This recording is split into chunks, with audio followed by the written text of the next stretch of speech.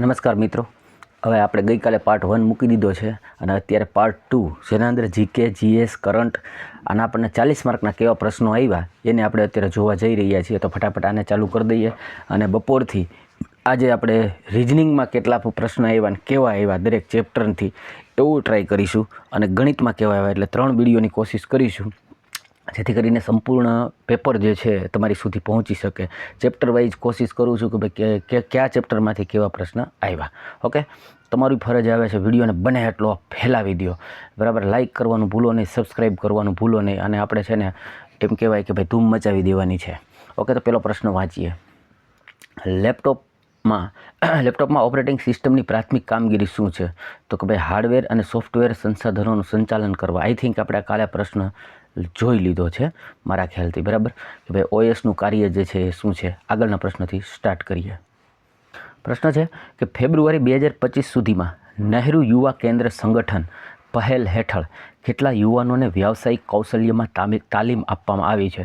તો જેટલી ગવર્મેન્ટની યોજનાઓ છે એની અંદર રોજગારને લક્ષી જેટલી તમને એમ લાગે ને કે તાલીમી સંસ્થાઓ છે કે કૌશલ્ય આપતી કોઈ પણ યોજનાઓ છે તો એમાંથી આ લોકો તમને 100% પ્રશ્ન પૂછે જ છે. આનો આન્સર હતો 28,275. ત્યારબાદ પ્રશ્ન પૂછ્યો મેન્ડેલીવે. હવે ઘણી વખત મેન્ડેલીફ બોલે છે અને ઘણીવાર મેન્ડેલીવ બોલે છે. મેન્ડેલીવે તેના આવર્ત કોષ્ટકમાં તત્વોને કયા ક્રમમાં ગોઠવ્યા હતા? એટલે કે ભાઈ એને બેઝ શું બનાવ્યો, બરાબર છે, તત્વોને કેવી રીતે ગોઠવવામાં આવ્યા હતા. એટલે આ જે છે ને આવર્ત કોષ્ટક આપણે કહીએ કે જેને પિરિયોડિક ટેબલ કહેવામાં આવે છે એના અંદર 118 તત્વ જે છે એને તમે જુઓ તો આ રીતે ગોઠવવામાં આવ્યા હતા, બરાબર છે. તો લગભગ સ્ટાર્ટિંગની અંદરથી બધા વ્યક્તિઓએ જે ગોઠવવાની શરૂઆત કરી હતી એ દળના આધારે એટલે કે જેનું દળ 1 છે તો એને 1 નંબર ઉપર બેસાડ્યો, જેનું દળ 2 છે એને 2 નંબર ઉપર બેસાડ્યા, જેનું દળ 3 છે એને 3 નંબર ઉપર બેસાડ્યા, બરાબર છે. જેના કારણે એના જેટલા પણ આ બંને હતા પિરિયોડિક ટેબલ એ બધાની અંદર ક્ષતિઓ અને ભૂલ આવેલી હતી, બરાબર છે. તો અને એક બીજો પ્રશ્ન અહીંથી બની શકે છે કે ભાઈ આવર્ત સારણીના પિતા, બરાબર, અથવા આવર્ત કોષ્ટકના પિતા જે છે એ પૂછવામાં આવશે તો એ મેન્ડેલીવ છે, એ પણ તમે યાદ રાખજો. અને આ બધાએ પરમાણુ દળના વધારો, પણ જો અત્યારનું આધુનિક આવર્ત કોષ્ટક પૂછવામાં આવે તો એ દળના આધારે નહીં, બરાબર છે. ત્યારબાદ પ્રશ્ન આવ્યો કે બુકર 2024 માટે શોર્ટ લિસ્ટ કરાયેલી લોકપ્રિય નવલકથા હેલ્ડ.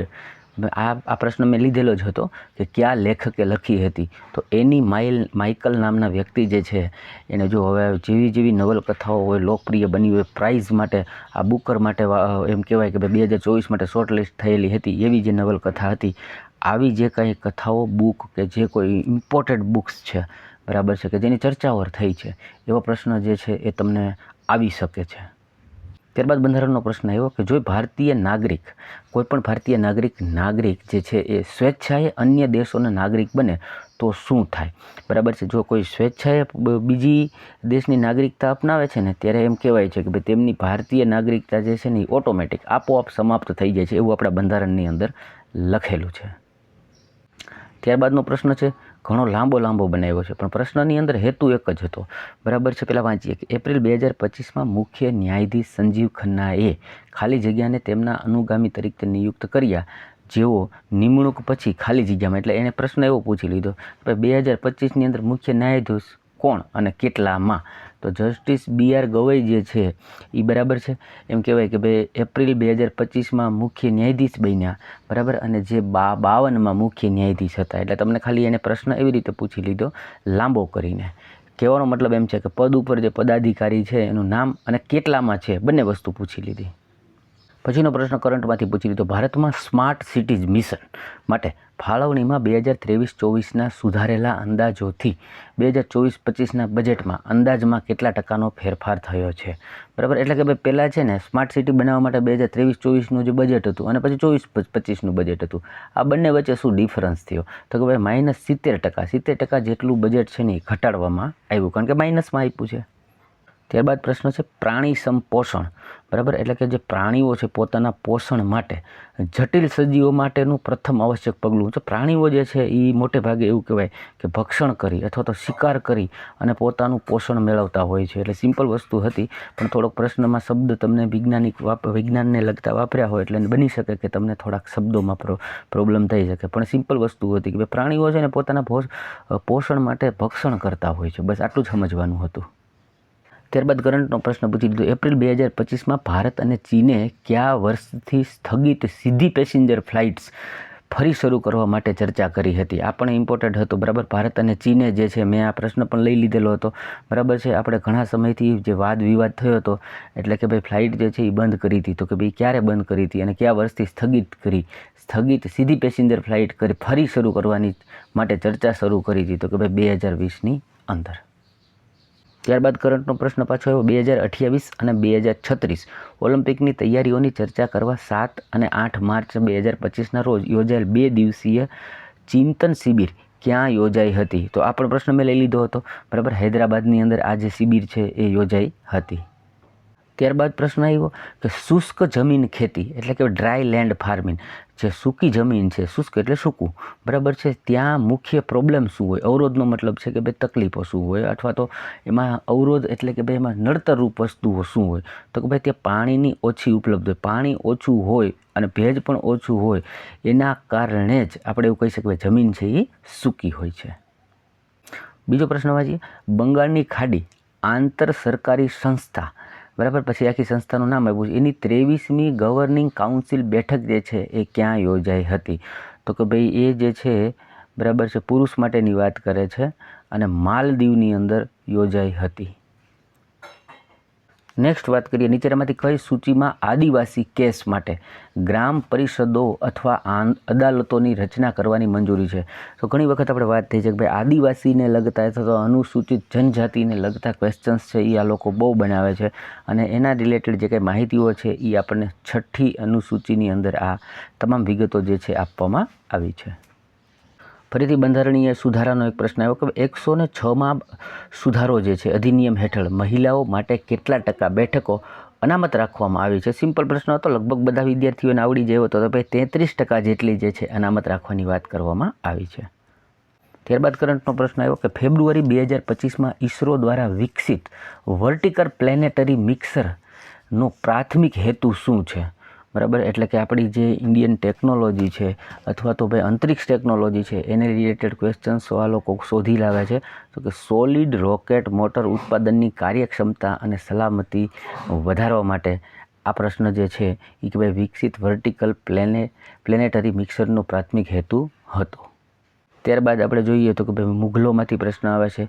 તો એનો પ્રશ્ન આવ્યો કે કયા શાસકે શેરશાહ સૂરીના ઉત્તરાધિકારીઓને હરાવીને 1555 સુધીમાં પોતાનું ખોવાયેલું રાજ્ય પાછું મેળવ્યું, જેનાથી બીજા અફઘાન સામ્રાજ્યનો અંત આવ્યો? જો કદાચ તમે ખાલી શેરશાહ સૂરીનું નામ સાંભળો તો યાદ આવી જાય કે ભાઈ આ જે કંઈ મેટર છે એ હુમાયુને લગતી છે.